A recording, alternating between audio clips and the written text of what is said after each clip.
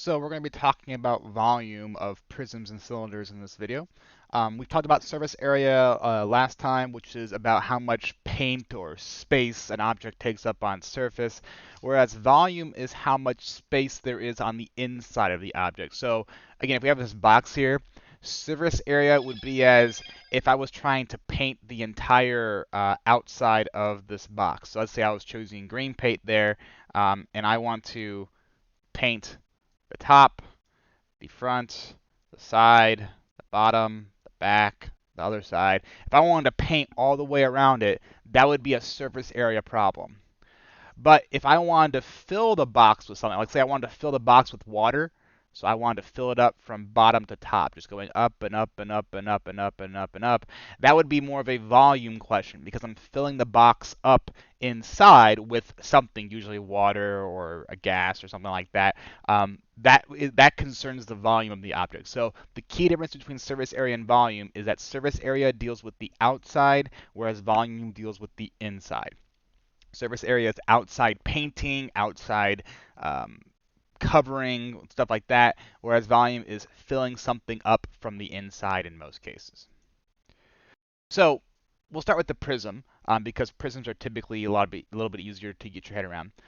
So a prism is based off of the prism base, essentially. So a prism, if you don't remember, is basically two bases that are connected by some lines. So let's take this one here. This would be my first base. Let's say this would be my second base. If I connect them with lines, so connect there to there, connect there to there, connect there to there, and then connect there to there, that would be a prism. So two bases connected from their corners. Now, one way to think about this is that each base makes up kind of a slice of the full prism. So I could technically have multiple bases. Like think about this as me, instead of doing lines here, instead of connecting them by lines, let me delete these here. Think of it as me just adding on a bunch of slices that are equal to each other. So I add on a slice there and put it on top, take another slice, put it on top, kind of like you're stacking crackers or something. Put it on top. Obviously, I'm not doing this perfect, otherwise it'd be going up the same direction I want it to. So let me try stacking them a little bit higher on top of each other, like that. And then put another slice on top. That's weird. Let's delete that. Put another slice on top, and so on and so forth. And I get this kind of prism effect that way. So instead of thinking about it as two bases connected by two lines, or a few lines, think about it as like a bunch of stacks of slices of the same shape. So this is like a bunch of slices of rectangles stacked on top of each other. And we can kind of use that to figure out what the volume of this prism would be. Because if this prism is basically just a stack of rectangles, well, if I take the area of each rectangle, if I take the area of each slice and add them together, that would give me the space inside the object because each area is a 2D space, a 2D plane.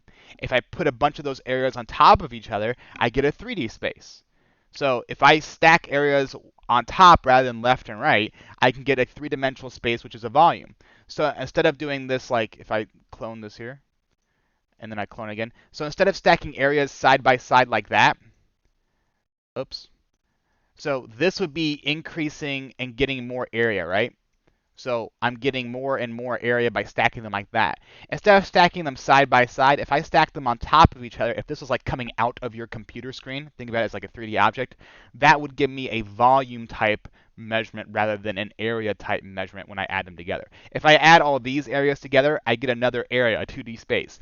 But if I add these areas together, I get that three-dimensional space because the stack is kind of coming out of the computer screen and it's like stacking on top of each other rather than side by side. So let's put some numbers here and kind of see what we can deduce from this.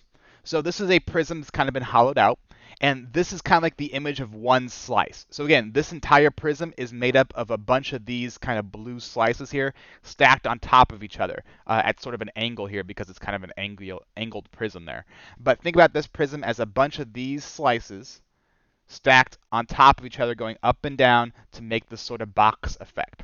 And I want to figure out how much space is inside the box.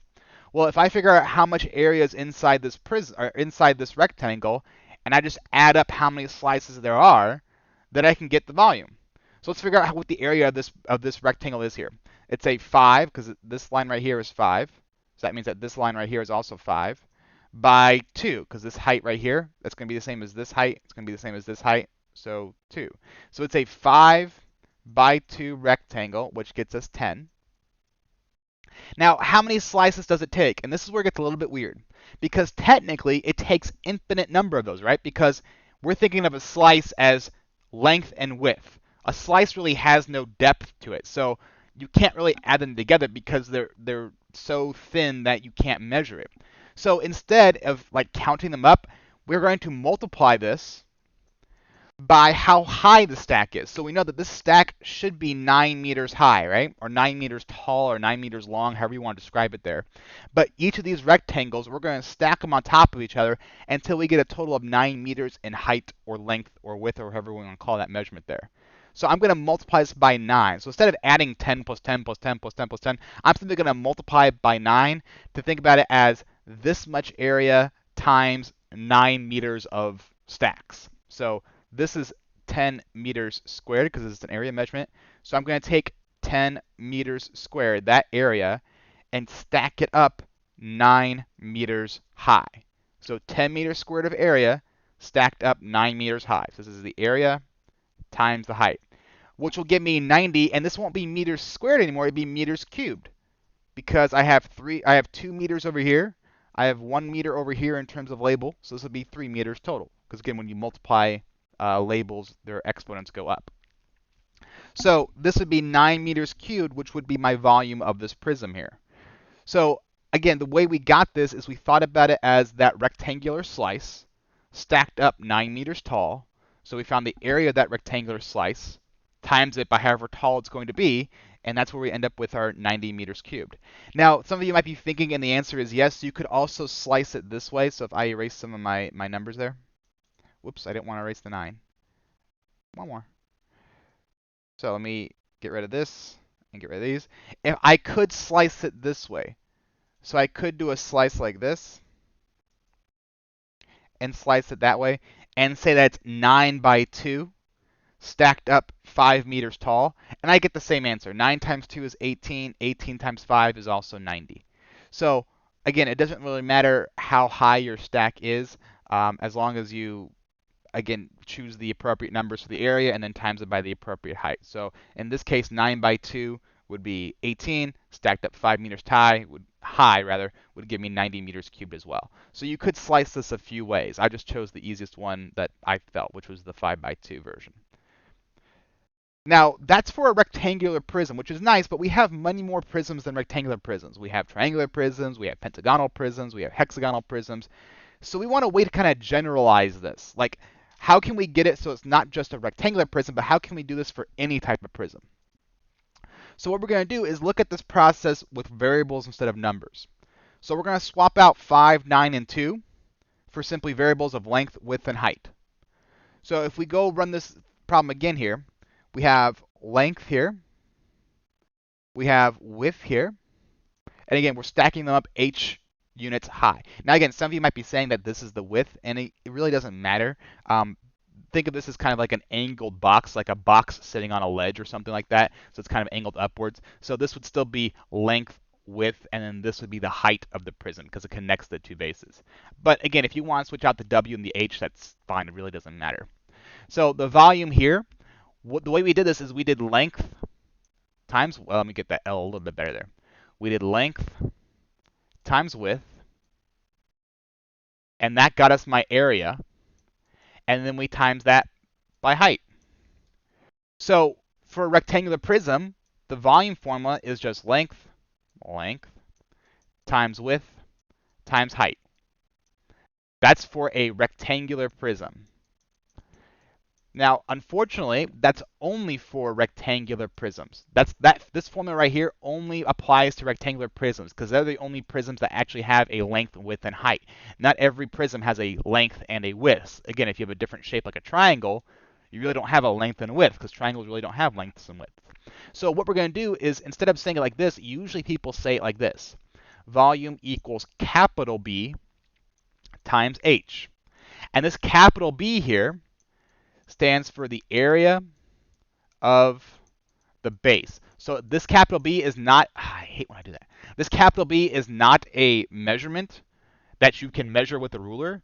This is a measurement that you calculate using your formula. So this is the area of the base shape. So whatever that shape might be a triangle, might be a rectangle, might be a pentagon, we don't know. But if you take the area of the base shape and times it, and this h here is the height of the prism. And I know I misspelled height there, but that's fine.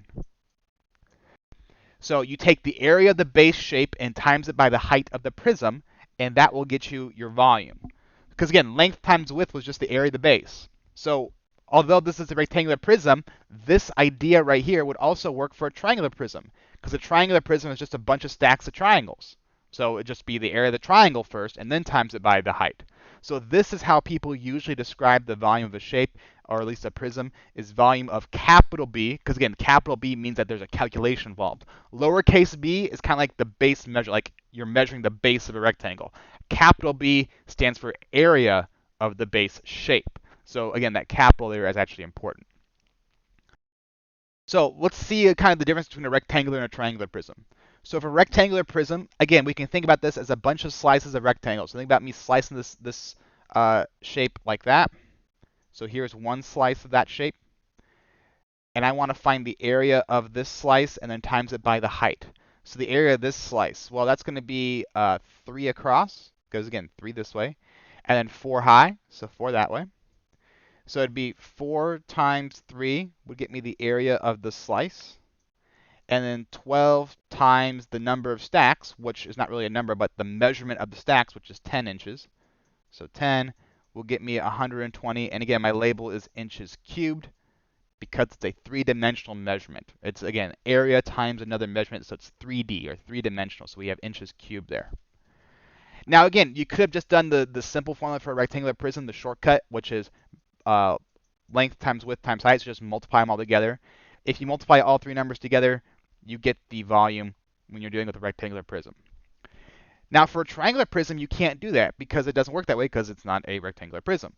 But again, this is a bunch of stacks of triangles. So here is one triangle, the first one because I'll do the front one. There's like a bunch of slices of these. If I draw another slice here, this would be another slice, and then this would be another slice, and then this here would be another slice. So again, it's just a bunch of triangles stacked on each other. I want to find the area of one of those triangles and then multiply it by the length of the stacks or the height of the stacks. So if I want to find the area of just one of them, might as well be the easier one, which is the one up front, right? Because I can see that one easier. And again, there's a little right angle down here. So if I find the area of this triangle right here, I can simply multiply it by however tall the stacks are. Because again, this triangle is just going to be repeated over and over and over and over and over until I get 8 centimeters high. So let's figure out the area of this triangle. The area of a triangle is 1/2 base times height, right? So 1/2, and this kin here is the capital B on my formula. So volume equals base area times height. So the capital B here, because I'm dealing with a triangle, I have to make sure I include the 1/2 in there. Because unlike a rectangular prism, the area of a triangle is 1/2 lowercase b times h. So 1/2 times the base of the triangle, which is 4, times the height of the triangle, which it looks like is going to be 3, because it's 3 high that way. That means it's 3 high this way. So times 3. Again, notice here that this is lowercase b and lowercase h, because this is the base measurement of the triangle, not capital B, which is the area of the base shape. So again, there's a subtle difference in the variables there. In this case here, that will be 6. So my capital B is 6 times, and then the height of my prism, again, the height here being what's the measurement of your stacks? So how many stacks are you putting together? Well, we're putting stacks together until they're 8 centimeters in height, or 8 centimeters in length. So times 8, and that would give me 48 cubic centimeters. So again, find the area of your base slice, which means that in this case here, I could have done for a rectangular prism, instead of figuring out this slice right here, I could have, if I wanted to, figured out this slice back here, which is also 4 by 3. Or I could have figured out this front slice here, which is also a 4 by 3. Or again, because it's a rectangular prism, if you didn't want to do either of those, you could have done the front slice here. So this could be a 10 by 4. Figure out that area. and then times that by 3. Because again, a rectangular prism can be sliced quite a few different ways. Whereas a triangular prism is very picky. A triangular prism has to have a triangular base as its base shape, and then you times that by the height. And again, the height of the prism, this h right here, that height is what's the distance between the two bases. So that's why it's 8 centimeters there. That's why this height ends up being 8, because this is the line that connects my two triangles. Just like here, the reason I chose 10 down here, the reason I chose 10 was because it's the line that connects these two slices, the 4 and the 3, when I chose to use 4 and 3 as my slices. So whatever line connects your two base shapes or connects your two end slices, that's your height of the prism. That's your h. So let's look at a few more here. So this is another rectangular prism. It seems to be 6 by 9 with this front one, and then 10 centimeters that way. So again, this looks like a pretty good slice to start with, this one right here. So my slice here area is 6 times 9, and 6 times 9 is 54. And then I take the area of the slice times the distance between them. So it's 10 centimeters from the front slice to the back slice. So that times 10 gives me 540 cubic centimeters.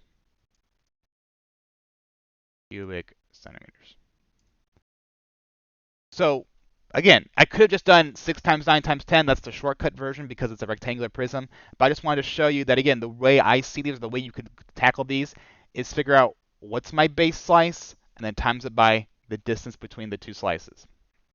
And then let's go ahead and try out this one here. So this is a triangular prism. It's not a right triangular prism, but it is a triangular prism.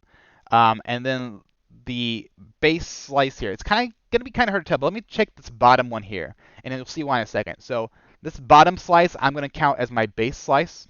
And the reason I chose it is because what do I need for the area of a triangle? So volume equals area of the base times the height. What do I need for the area of a triangle here? Well, what I need, and I apologize here, my mic might be cutting out shortly, so if you hear a bleep and then followed by a pause with me turning my headphones back on, that's because sometimes my mic doesn't like to work that way. Let me check to make sure it's still on. Okay, it is. So what's the area of this bottom slice here for this triangle? Well, I need the base and I need the height. So if I kind of redraw this triangle outside here, it tells me that this line right here is 5.7. That is the height of my triangle, 5.7. So the reason I chose this bottom triangle is because that's the only triangle that gave me my height. So I know that this line here is 5.7, and the base then would be this side that it connects to. Again, the base being the base of the triangle, not the base shape of the prism. And I know that if this side right here is 9, that means this side down here is also 9. So this would be a 9 centimeter side as well. So my area would be 1/2 base measurement, which is 9, times height measurement, which is 5.7. So that's why I chose the bottom triangle here, was because it had a height already given to me, and then I could tell what the base side was by just bringing down this number from right above it, and get my two numbers that way. So again, every now and then you do have to sort of pick your bases carefully, especially for triangular prisms, because sometimes they'll give you the height on one base, but not the other. So again, pick the one that seems to be easiest to do. So if we do this here, 0.5 times 9 times 5.7. Remember, 0.5 is the same as 1/2. Let me try again. 0.5 times 9 times 5.7. We get 25.65. So that's the bottom slice. That's how much area is in this bottom triangle here. 25.67 or 25.65. Can't say 5.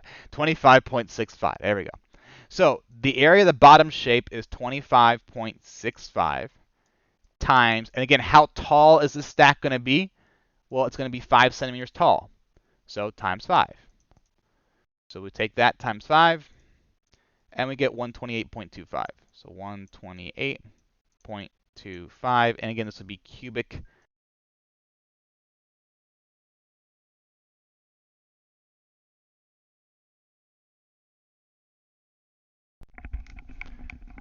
Sorry, that was my mic cutting out there. I'm not sure why that image is showing up there.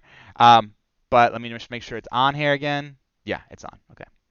So again, my mic cuts out weirdly. I don't know why, but that's the way things. So 128.25 centimeters cubed. Again, we got the area of the base triangle times 5, which gets us the area, gets us the volume of the whole triangular prism. Now for a cylinder, remember, a cylinder is a special kind of shape because it's not a prism. A cylinder is not a prism because it's curved, but it follows all the same properties. So our base shape here is this circle. So what we do is we find the same thing, area of the circle times the height. So in this case, the area of a circle is not 2. Let me try that again. The area of a circle is pi r squared, and then we times that by the height of the prism. So this is usually how the volume of a cylinder is written, pi r squared h. So if you ever hear someone say the volume of a cylinder is pi r squared h, and they don't say this, that's because that's all they're doing, is that they're just taking the general formula and applying it to a cylinder specifically. So this is the volume formula for a cylinder.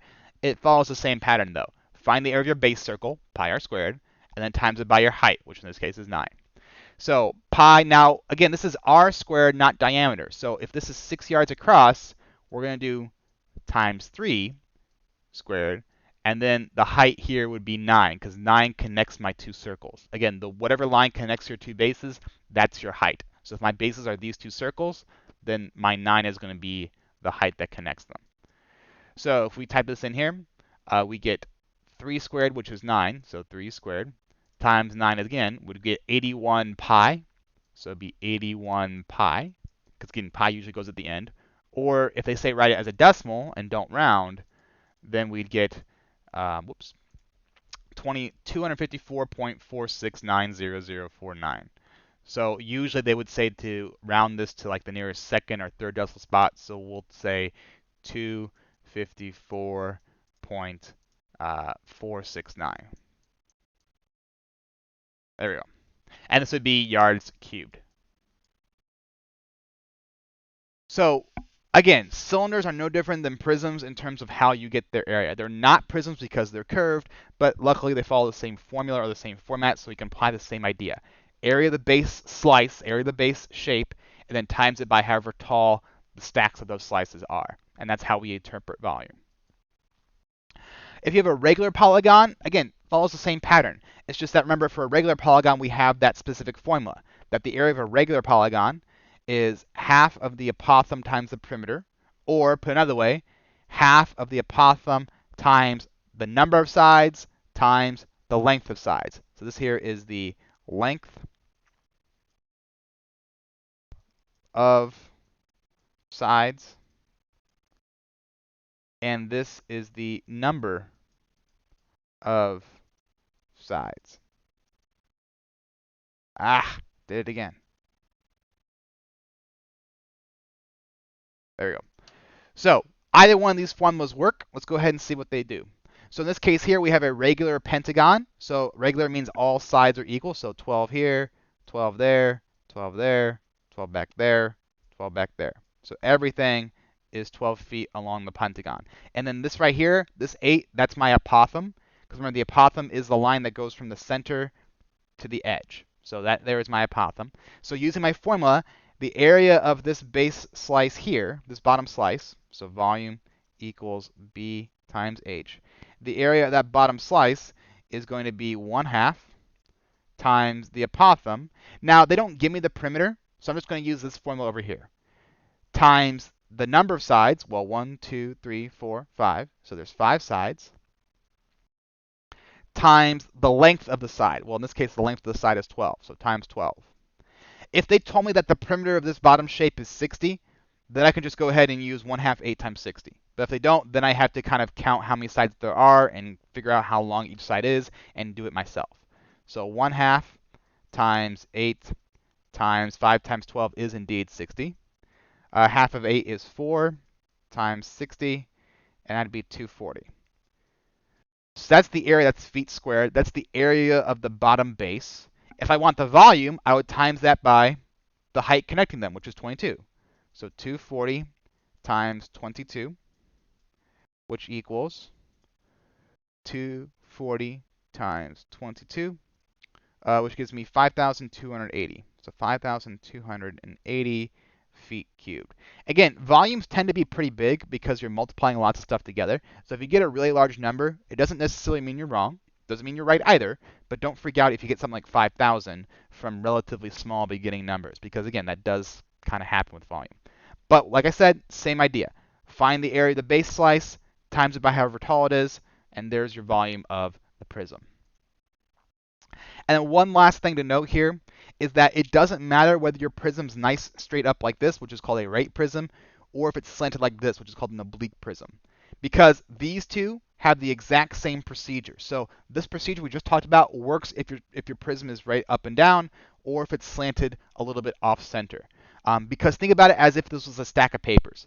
If you stack 10 centimeter high papers, and then you push them over a little bit so that they don't fall over, but they're slightly tilted, the stack is slightly more tilted than before, then you still have the same number of papers, they're just tilted.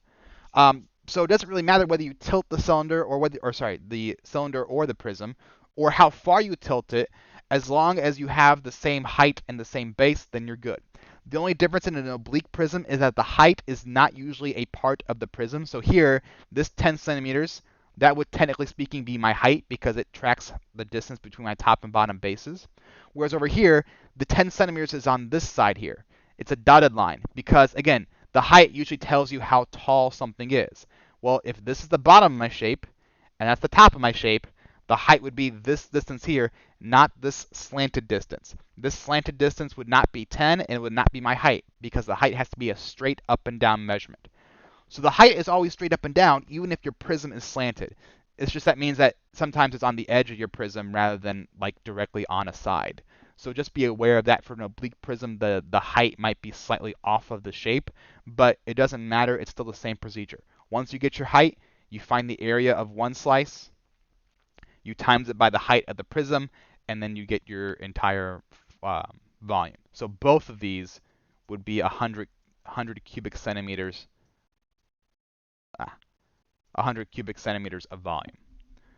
So again, that's volume in a nutshell. We'll go over some more complex ones later on, but that's kind of the basics there. And again, it all focuses on two things. Find the area of your bottom base, because that is your first slice, or the top base. Again, it doesn't matter what base you use, top or bottom, but find the area of a base shape and then times it by however high or tall your prism is, and that will get you your volume. So area first of one, not all six sides, but area of one base times the height of the prism, and then you're done.